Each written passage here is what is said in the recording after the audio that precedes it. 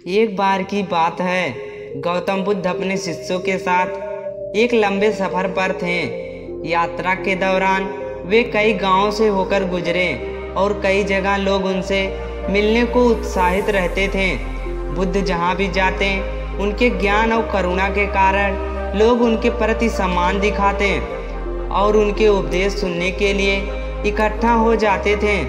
ऐसे ही एक गांव में जहां बुद्ध पहुंचे, वहां एक बहुत ही गुस्सैल और अहंकारी व्यक्ति रहता था।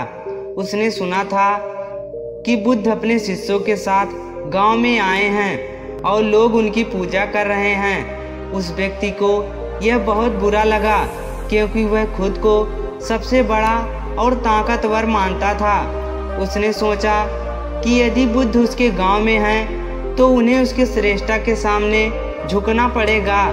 उसने तय किया कि वह बुद्ध को अपमानित करेगा और उनके सामने अपने शक्ति और प्रभाव का प्रदर्शन करेगा। अगले दिन बुद्ध जब गांव के बीच एक पेड़ के नीचे बैठे थे और अपने शिष्यों को उपदेश दे रहे थे, तब वह व्यक्ति वहां पहुंचा। वह गुस्से में भरा हुआ था और सीधे बुद्ध के पास गया। उसने बुद्ध को बुरी तरह से अपमानित करना चाहा। वह चिल्ला रहा था, तुम कौन होते हो हमें शिक्षा देने वाले? तुम सिर्फ एक भिक्षु हो जो लोगों को सिर्फ धोखा देता है। तुम्हारी बातें सब बकवास हैं। तुम यहाँ मेरे गांव में हो जहाँ मैं सबसे शक्तिशाली हूँ। तुम मेरे सामने कुछ नहीं हो। बुद्ध ने उस व्यक्ति के शब्दों को बहुत धैर्य से सुना और शांति से बैठे रहे। कुछ भी असमान नहीं हो रहा था। उनकी आंखों में करुणा की चमक थी और उनकी मुस्कान शांत थी। जब उस व्यक्ति ने देखा कि बुद्ध पर उसके शब्दों का कोई असर नहीं पड़ रहा है, तो वह और भी क्रोधित हो गया। उसने बुद्ध के पास जाकर और भी अपमानजनक बात कही। वह चीखते चिल्लाते हुए बुद्ध को नीचा दिखाने के लिए कोशिश कर रहा था, लेकिन बुद्ध ने कोई प्रतिक्रिया नहीं दी। वे शांति और धैर्य से सब कुछ सुनते रहे। कुछ समय बाद उस व्यक्ति की ऊर्जा समाप्त हो गई। वह थक गया। उसके गुस्से और द्वेष ने इतना थका दिया कि वह बुद्ध के सामने खड़ा भी नहीं हो पा रहा था।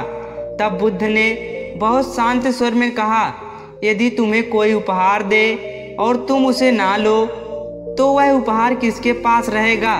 उस व्यक्ति ने थोड़ा हिचकिचाते हुए कहा कि वह उपहार उसी के पास रहेगा जिसने उसे दिया है।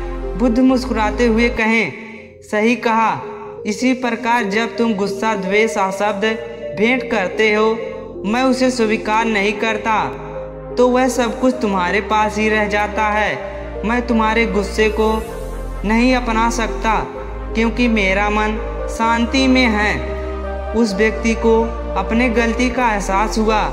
उसे समझ में आ गया उसके गुस्से ने उसे कितना कमज़ोर बना दिया है, जबकि बुद्ध की शांति ने उन्हें कितना मजबूत और स्थिर बना रखा है। उसने बुद्ध के सामने झुककर माफ़ी मांगी कि मुझे माफ़ कर दीजिए, मैं अपने गुस्से और अहंकार में आकर आपका अपमान किया।